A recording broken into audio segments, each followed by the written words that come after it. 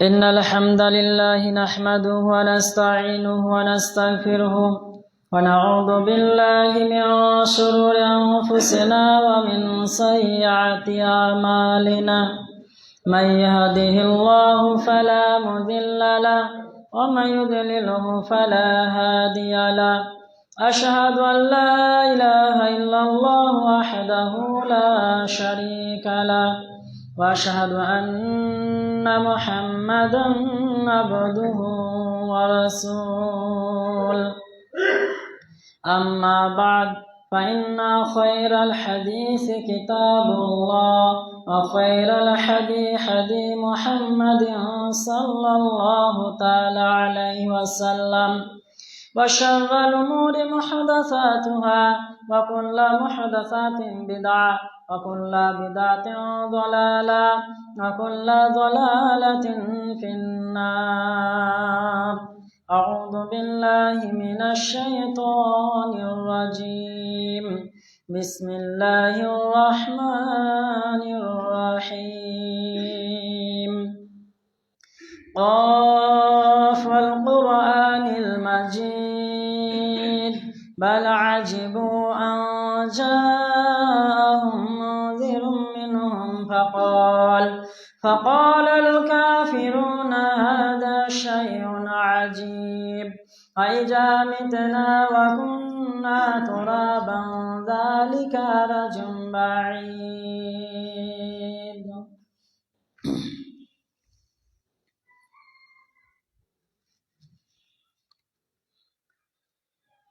الحمد لله رب العالمين والصلاة والسلام على رسوله وصحابه ذريته أجمعين أما بعد. أعوذ بالله من الشيطان الرجيم.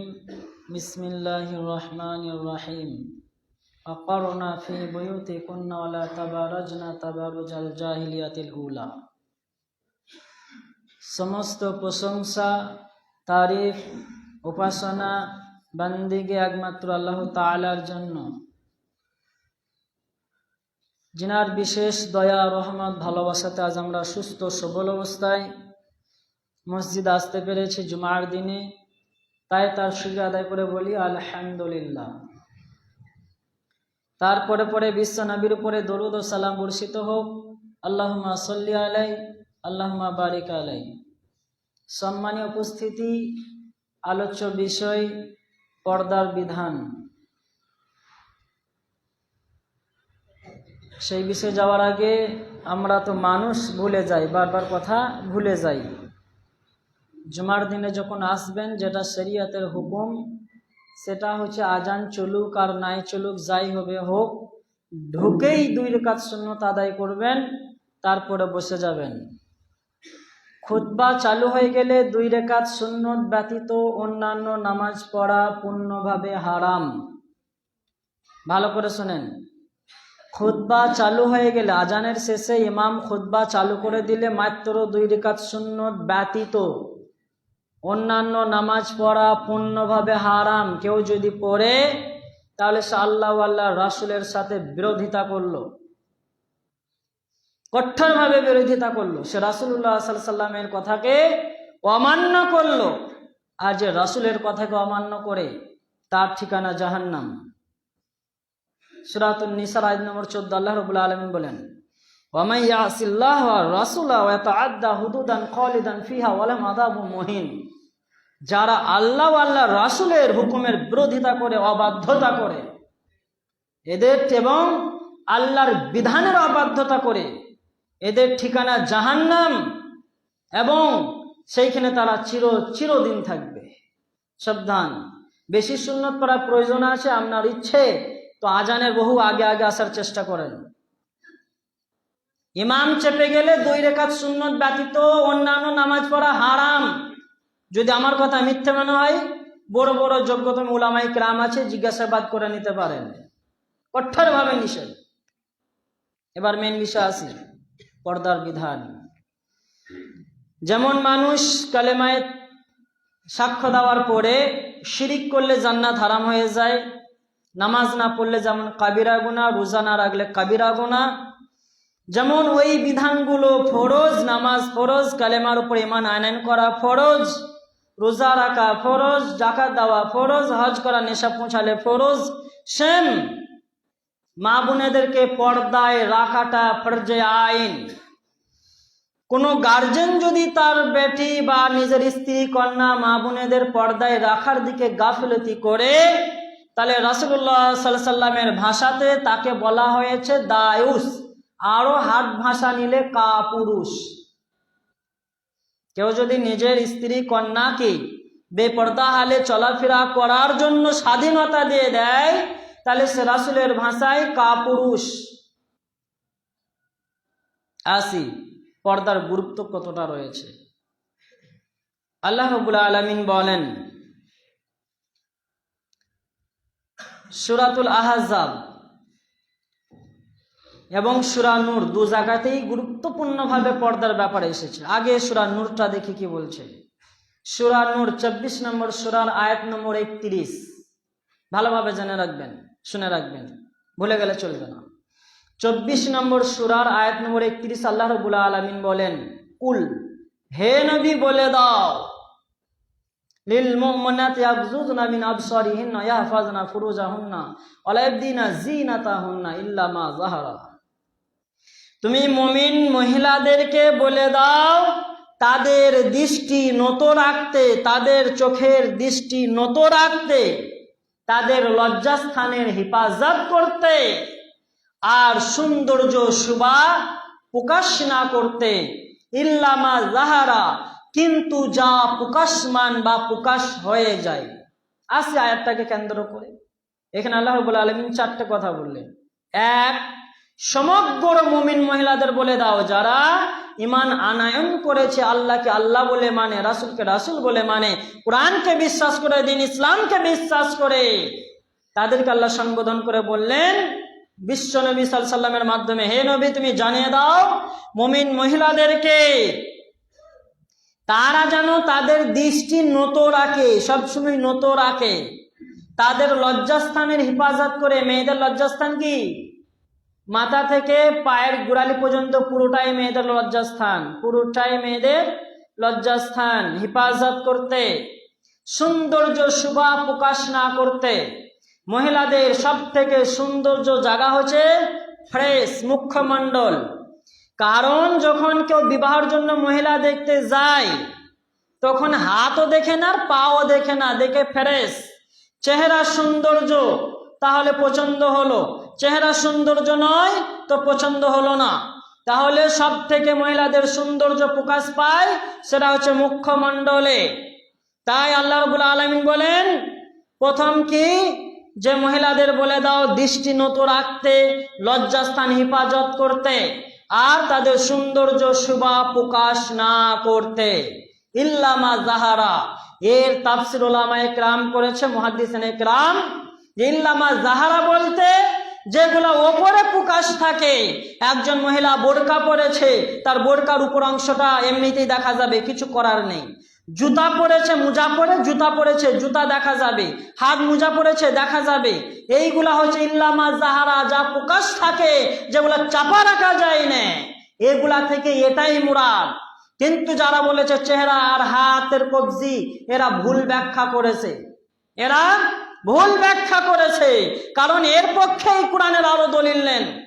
সূরাতুল আহজাব 33 নম্বর সূরার আয়াত নম্বর 53 মধ্যে আল্লাহ রাব্বুল আলামিন বলেন, ওয়াইজা সালতুমুহুন্না মাতান ফাসালু মিন ওয়ারাই হিজাব যালিক মাথার লিকুলুবিকুম কুলুবিহিন্না। তোমরা যখন অন্য মহিলার কাছে প্রয়োজনীয় জিনিস চাইবে, প্রয়োজনীয় আপনার প্রয়োজন, ধরেন পাশের বাড়িতে আপনার কোনো একটা জিনিসের প্রয়োজন পড়েছে, পাশের বাড়িতে চাইতেই হবে, কিন্তু ওই বাড়িতে যে চাইতে যাবেন তো ওইখানে কোনো পুরুষ নেই, হয় কাজে আরেকটা দিতে চলে গেছে, ওইখানে মহিলা আছে, তো আপনাকে নিতেই হবে, না নিলে আপনি সমস্যায় পড়ে যাবেন। তখন কি বলছে আল্লাহ, যেমন তেমন জিনিস না, যখন তখন না, প্রয়োজনীয় জিনিস চাইতেই হবে। তো চান, নেন পর্দার আড়াল হতে, কারণ আল্লাহ রাব্বুল আলামিন বলছেন তোমরা পর্দার আড়াল হতে চাইবে, কারণ তোমাদের অন্তরে তাদের অন্তরে পবিত্রতা বজায় রাখবে। যখন তার ফেরেশতার চেহারা দেখে নিবে, পিছনে আমাদের সব থেকে বড় শয়তান দুশ্মন ইবলিস শয়তান খোঁচা মারবে আপনাকে এবং তাকে জিনার জন্য উৎসাহিত করবে, জাগিয়ে তুলবে, অন্তরের ভিতরে কুমন্ত্রণা জাগিয়ে তুলবে। সেই জন্য আল্লাহ রাব্বুল আলামিন বললেন, তোমার প্রয়োজনীয় জিনিস যদি চাও তাহলে পর্দার আড়াল থেকে চাও, সেটা তোমাদের এবং তাদের অন্তরের পবিত্রতা তোমাদেরকে ব্যভিচার পাপ হতে বাঁচিয়ে রাখবে। তাহলে কোরআন ক্লিয়ার। আমরা যদি কোরআনকে বিশ্বাস করি আর মানি তাহলে ইনশাআল্লাহ আমরা এই কোরআনের প্রতি আমল করব।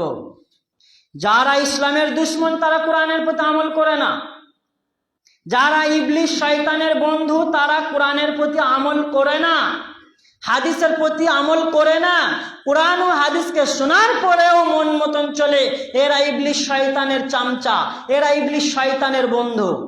আর যারা কোরআন ও হাদিসকে শোনার পরে বাস্তবায়ন করে মেনে নেয়, পরিবর্তন হয়, এরাই মুমিন। কারণ আল্লাহ রাব্বুল আলামিন ওই একই কথা বলছেন সূরাতুল আহজাবের 36 নম্বর আয়াতের মধ্যে, ওমা কানা লিল মুমিনি ওয়ালা মুমিনাত ইযা কাযাল্লাহু রাসূলুহু আমরান আয়াকুনা লাহুম খিয়ারাতুম মিন আমরিহিম ওয়া মান ইয়াসিল্লাহু রাসূলাহু ফাকাদ ফাযা ফাওজান আযীমা।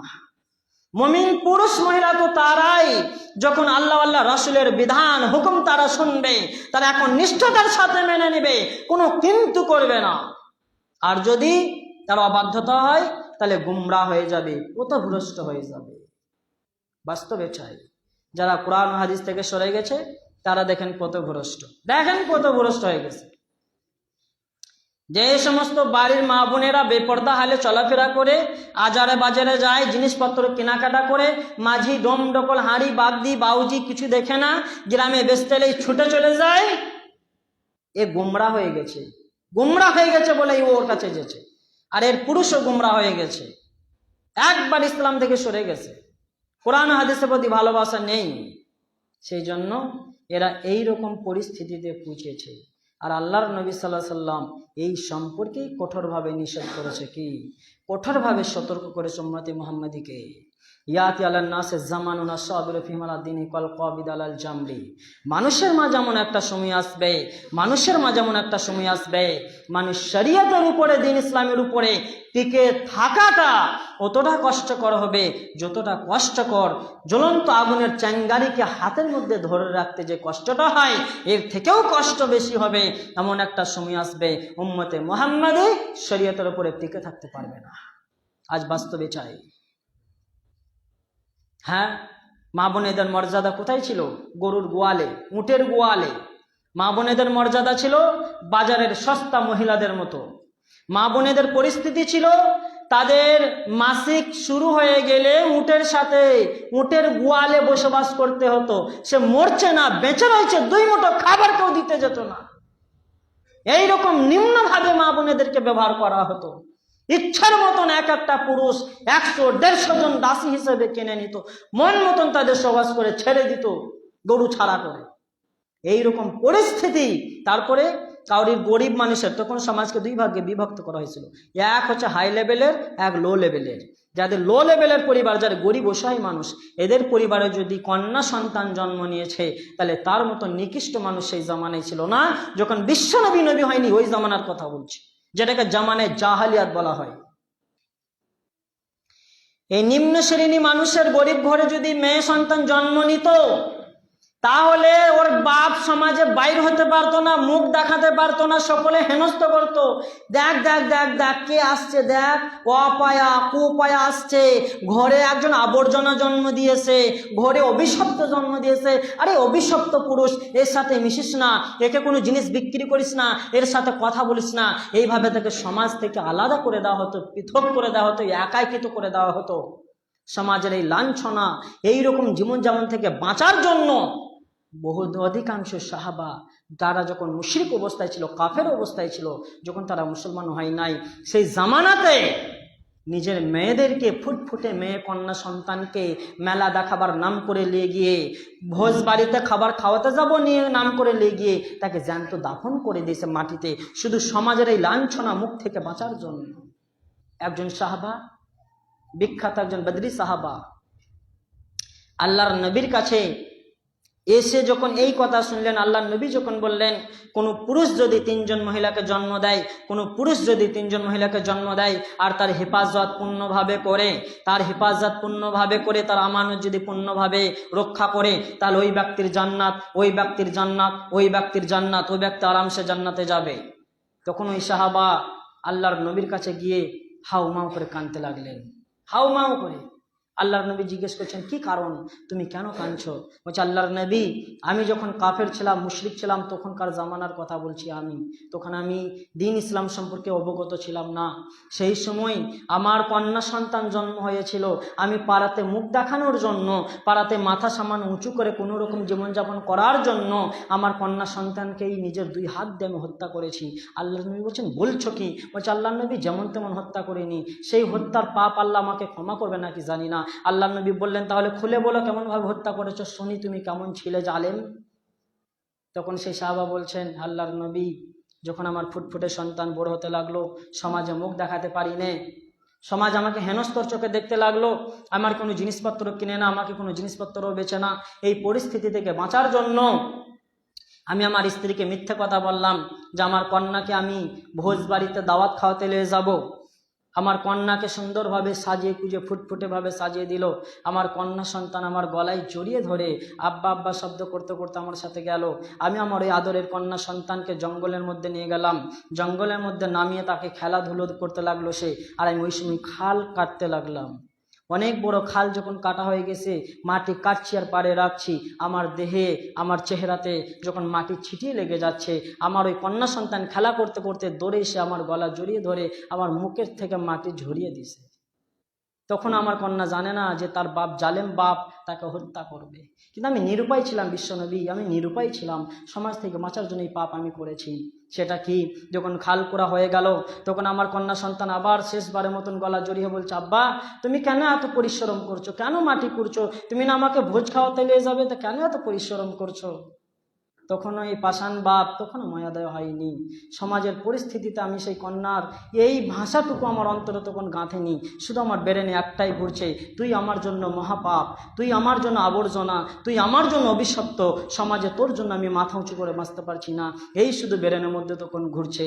শেষবারের মতন কন্যা সন্তান আমার গলা জড়িয়ে ধরে খেলতে লাগলো। যখন মাটি কোড়া কমপ্লিট, ওই কন্যা সন্তান ছুটে এসে আমার গলায় ধরলো। তখন আমি বললাম, মা তোমাকে আর খেলতে হবে না। তাকে আমি ওই খালের মধ্যে ছুঁড়ে ফেললাম, যেভাবে পাথর ছোড়া হয়। ছুঁড়ে ফেলার পরে তখনও সে মরলো না। তখন পাশে একটা বড় ধরনের পাথর ছিল, 2 হাতে করে তুলে আমি আমার মেয়ের মুখের মধ্যে মেরে দিলাম। শেষ ডাক আব্বা বলল, আর রক্ত ছিটিয়ে আমার চেহারার মধ্যে লেগে গেল। হে বিশ্বনবী, আমি এরকম জালেম ছিলাম। আল্লাহর নবী সমগ্র সাহাবা ঝরঝর করে কাঁদতে লাগলো, যার একটা পশুরও মায়া আছে, তুমি কি এত বড় কঠিন হৃদয়ের মানুষ ছিলে, তোমার মায়া লাগেনি, ওই ডাকটি তোমার অন্তরকে কাঁপায়নি? এইরকম পরিস্থিতি ছিল সম্মানীয় উপস্থিতি, এইরকম পরিস্থিতি ছিল। বিশ্বনবী নবী হওয়ার পরে মা বোনেদের সম্মান দান করেছে, বিশ্বনবী নবী হওয়ার পরে মা বোনেদের মর্যাদা দিয়েছে, শুধু যেমন তেমন মর্যাদা না। মিসকাতুল মাসাবি খুলেন 3083 নম্বর হাদিস, বর্ণনা করে আবু হুরায়রা, তিনি বলেন, আল্লাহর নবী বলেছেন, ইন্না দুনিয়া কুল্লাহ মাতাউন ওয়া খায়রু মাতাই দুনিয়াল মারাতুস সালেহ। গোটা পৃথিবীতে যা কিছু রয়েছে, গোটা পৃথিবীতে যা কিছু রয়েছে, সব কিছু মানব জাতির জন্য সম্পত্তি, সব কিছু মানব জাতির জন্য সম্পদ। তার থেকে সব থেকে দামি সম্পদ হচ্ছে একজন পরেশগারী পর্দাশীল মহিলা, একজন পরেশগারী পর্দাশীল মহিলা, যার মর্যাদা হীরের থেকে বেশি, যার মর্যাদা সোনার থেকে বেশি, যার দাম পৃথিবীর সমগ্র কোটি কোটি টাকার থেকে বেশি। সেই মা বোনেদের আমরা কেমনে ভাবে মেলাতে খেলাতে ছেড়ে দিই, সেই মা বোনেদের আমরা কেমনে ভাবে একটা মাঝির কাছে যেতে পারমিশন দিই, সেই মা বোনেরা কেমন ভাবে একজন মাঝি, একজন হিন্দু, একজন ডোম, একজন ডকল চলে আসছে জিনিসপত্র বেচতে, সেইখানে চলে যাচ্ছে। আমরা কি একবার অন্তরকে কাঁপিয়ে দেখবো না যে মা বোনেদের মর্যাদা কতটা রয়েছে? একবারে কি হৃদয় কাঁদে না? আরে দুনিয়াতে তো আপনি তখনই সাকসেসফুল হবেন যখন আপনি একজন মহিলাকে স্ত্রী হিসেবে পাবেন, যার চেহারা অন্য কোনো পুরুষ দেখেনি, যার সাথে কথা অন্য কোনো পুরুষ বলেনি, যার দেহে স্পর্শ অন্য কোনো পুরুষ করেনি, যাকে কোনো উপহার অন্য কোনো পুরুষ দেয়নি। আপনি বিবাহ করে বাসর ঘরে প্রথম দিন প্রথম সাক্ষাৎ করছেন তার সাথে, প্রথম তার সাথে কথা বলছেন, প্রথম তাকে উপহার দিচ্ছেন, প্রথম তাকে স্পর্শ করছেন। এইরকম মহিলা যে পাবে, তার মতন সৌভাগ্যবান পৃথিবীর বুকে আর কেউ নেই, তার মতন সৌভাগ্যবান পৃথিবীর বুকে আর কেউ নেই। আজ আমাদের সমাজ কোথা চলে গেছে, আজ আমাদের সমাজ কোথা চলে গেছে, কোথা নেমে গেছে? সকলের একটাই কারণ, আমরা আজ ঘুমিয়ে গেছি। প্রত্যেক দায়িত্বশীল গার্জেন আজ ঘুমিয়ে গেছে। তার মেয়ের মূল্যায়ন, তার মেয়ের মর্যাদা, তার স্ত্রীর মূল্যায়ন, স্ত্রীর মর্যাদা সমগ্র পুরুষ, সমগ্র গার্জেন আজ দিচ্ছে না। যে কারণে তার মর্যাদা নিচে নেমে যাচ্ছে, আমরা নিচে নিচে নামিয়ে দিচ্ছি। মানুষ মারা গেলে সমগ্র মহিলা কি জন্য যাবে, কেন যাবে? পুরুষেরা যাবে, জানাজা পড়বে, মাটি দিবে, সেই জন্য যাবে, কাফন দাফনের ব্যাপারে জন্য। মহিলারা কেন যাবে, কি জন্য যাবে? সূরা নূর 24 নম্বর সূরা 31 নম্বর আয়াতে শেষ অংশে আল্লাহ রাব্বুল আলামিন যাদের সামনে মহিলারা যাবে, যাদেরকে নিজের চেহারা দেখাবে, যাদের সাথে কথা বলতে পারবে, তাদের জন্য তো খুলে খুলে বলে দিয়েছে তারা কারা। নিজের বাপ, নিজের স্বামী, নিজের শ্বশুর, নিজের ছেলে, নিজের ভাই, নিজের ভাইয়ের ছেলে, নিজের বোন, নিজের বোনের ছেলে, নিজের নানা, নিজের মামা, নিজের দাদু, এইরা ব্যতীত আর কাউরির কাছে একজন মহিলা নিজের চেহারা খুলে রাখতে পারবে না, নিজের চেহারা দেখাতে পারবে না, তার সাথে কথা বলতে পারবে না, তার সাথে ভ্রমণ করতে পারবে না। কিন্তু আজ আমাদের সমাজ সেই দিকে কোনো গুরুত্বই দেয় না। যে কারণে একজন পুরুষ বিবাহিত হওয়ার পরে সেই স্ত্রী পায় না, বরং পায় একজন ডাইনিকে। সেই স্ত্রী পায় না, বরং পায় একজন আপদকে, একজন বিপদকে, একজন আবর্জনাকে পায়। পুরুষের কি মূল্যায়ন, তার সাথে কেমন ব্যবহার করতে হবে, কেমনভাবে উঠা বসা করতে হবে, কেমনভাবে কথা বলতে হবে, সেটাই সে জানে না। কারণ তার গার্জেন তাকে শিক্ষা দেয়নি, তার গার্জেন তাকে আমভাবে একবার আনলিমিটেড ছেড়ে দিয়েছে। তার মূল্যায়ন, তার মর্যাদা তার গার্জেনই দেয়নি। কেন কেন এমনটা? আমরা কি মরবো না? আমাদের কি মৃত্যু হবে না? আমাদের সমাজ, আমাদের মা বোনেরা যদি একজন কাফের মুশরিকের মতন যদি চলাফেরা করে বেড়ায়, তাহলে আমাদের কি মূল্যায়ন রইল? তাহলে আমরা আলুল হাদিস হয়ে কি করলাম? আমরা দ্বীন ইসলামের প্রতি জন্ম নিয়ে তাহলে আমাদের লাভটা কি হলো? কি লাভ হলো? তাহলে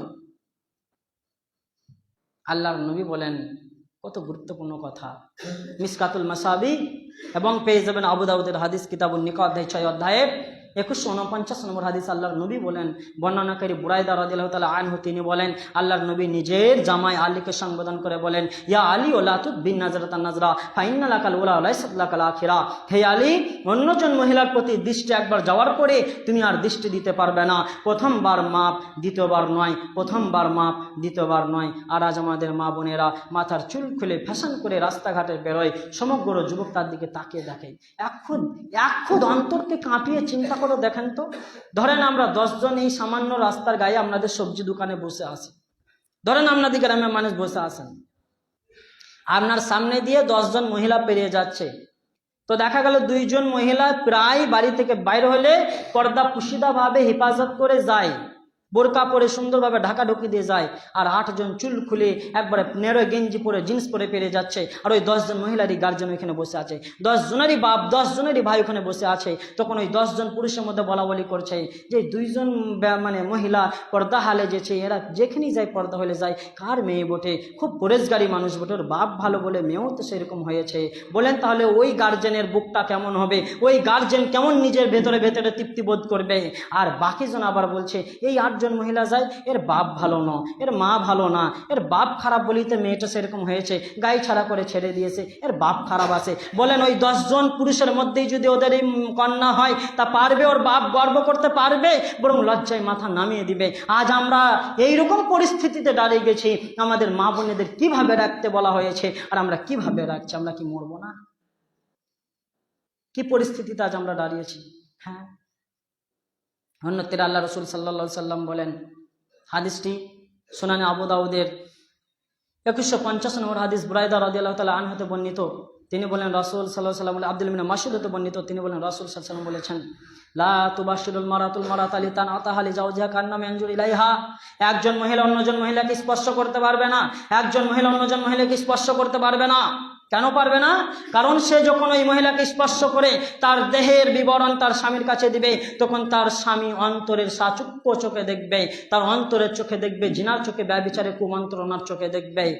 একজন মহিলা অন্যজন মহিলার দেহে যদি এইভাবে টাচ করতে না পারে, স্পর্শ করতে না পারে, তাহলে বলুন সম্মানিত শিক্ষিত সমাজ, আপনার কন্যাকে আপনার চাচাতো ভাইয়ের সাথে বা আপনার শালার বেটার সাথে বা আপনার ভাইয়ের বেটার সাথে বা আপনার কি বলে আপনার বোনের বেটার সাথে আপনার মেয়েকে কেমনে ভাবে আজারে বাজারে পাঠান, মোটর সাইকেলে মেলাতে খেলাতে পাঠান? আপনি পুরুষ আছেন না কাপুরুষ হয়ে গেছেন? অন্তর অন্তরে চিন্তা করেন। আল্লাহর নবীকে বলছেন। এবার মিসকাতুল মাসাবি হাদিস নাম্বার 3087 নম্বর হাদিস, বর্ণনাকারী আব্দুল ইবনে আব্বাস, তিনি বলেন রাসূল সাল্লাল্লাহু আলাইহি ওয়াসাল্লাম বলেছেন, আল হায়া মিনাল ঈমান ওয়াল ঈমানু ফিল জান্নাত ওয়াল বাযা মিনাজ জাফা ওয়া জাফা মিনান নার। যার লজ্জা শরম রয়েছে, এইসব শোনার পরে যার লজ্জা হবে, এর ঈমান আছে, ঈমান জান্নাতে নিয়ে যাবে। আর যার লজ্জা শরম নেই, যারা নিজের মেয়ে কন্যাকে বেপরদা হালে ছেড়ে দেয়, লজ্জা লাগে না, শরম লাগে না, এর ঈমান নেই, এই যাবে জাহান্নামে। এর ঈমান নেই, এই যাবে জাহান্নামে। আজ সমাজের পরিস্থিতি বোঝেন, বিবাহ জুড়লে আমাদের সমাজ আজকে মহিলাকে সাজিয়ে কুজিয়ে সমাজের মধ্যে জনসম্মুখে বাজারের সস্তা মেয়ের মতন বসিয়ে দেয়। আর ওইখানে শত শত পুরুষ, শত শত পরপুরুষ ওইখানে যায়, তার মেয়েকে দেখে টাকা দেয়, তার মেয়েকে দেখে টাকা দেয়। এটা জানেন, এটা হচ্ছে সস্তায় ব্যবসা চালানো হচ্ছে সমাজে। আজ আই বড় ভাতের নামে ব্যভিচার চলছে। এগুলো কখন সমাজ পরিবর্তন হবে? কখন আমরা জেগে উঠবো যে আমার মেয়ের মূল্যায়ন আছে, আমার মেয়ে বাজারের সস্তা মেয়ে নয় যে সবার সামনে তাকে বসিয়ে দিব আর সবাই এসে তাকে দেখবে।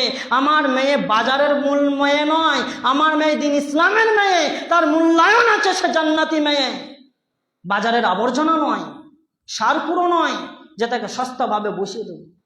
কবে আমরা জাগবো? আমার মেয়ে আমার বোন যদি এইভাবে বসে, আমার বোন আমার মেয়ে যদি এইভাবে চলাফেরা করে, আমার স্ত্রী আমার মা যদি এইভাবে চলাফেরা করে, পারবেন তো আল্লাহর সামনে দাঁড়াতে? পারবেন তো জবাব দিতে? পারবেন?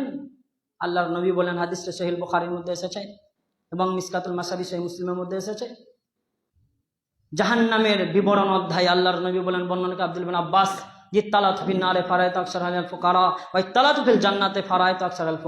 আমি যখন জাহান্নামের দিকে তাকিয়ে দেখলাম, শুধু নারী আর পুরুষ, নারী আর পুরুষ, নারী আর পুরুষ।